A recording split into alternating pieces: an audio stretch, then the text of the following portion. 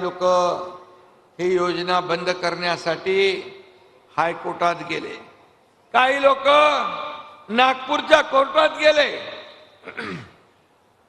आमचे दिलीप वळसे पाटील पण इथे आहेत, शिंगणे साहेब पण आहेत, मगाशी त्यांचं नाव राहून गेलं।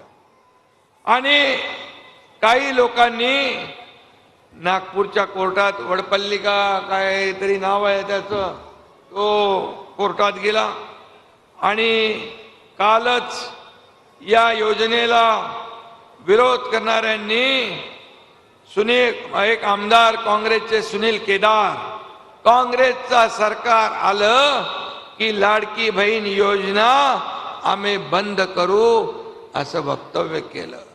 काही लोक म्हणतात 1,500 मध्ये तुम्ही काय महिलांना खरेदी करणार आहात, विकत घेणार आहात, लाच देणार आहात, काही बोलायला लागले।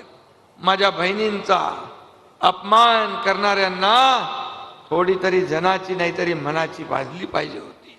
खरं म्हणजे आम्ही ही योजना जी आहे, ही योजना सुरू करत असताना काही लोकांना वाटलं ही फसवी योजना आहे, हे फक्त निवडणुकीपुरते चुनाव जुमला आहे।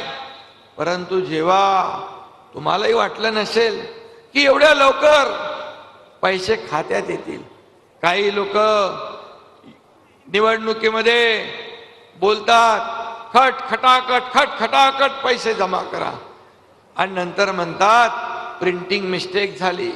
परंतु महायुती सरकार आम्ही कधी असं म्हणणार नाही, कारण आम्ही जे बोललो ते केलं आणि पटापट तुमच्या खात्यात पैसे जमा झाले। एवढ्या लवकर, एवढ्या विक्रमी वेळात, कमी वेळात महिलांच्या, माझ्या बहिणींच्या खात्यात पैसे जमा होणारी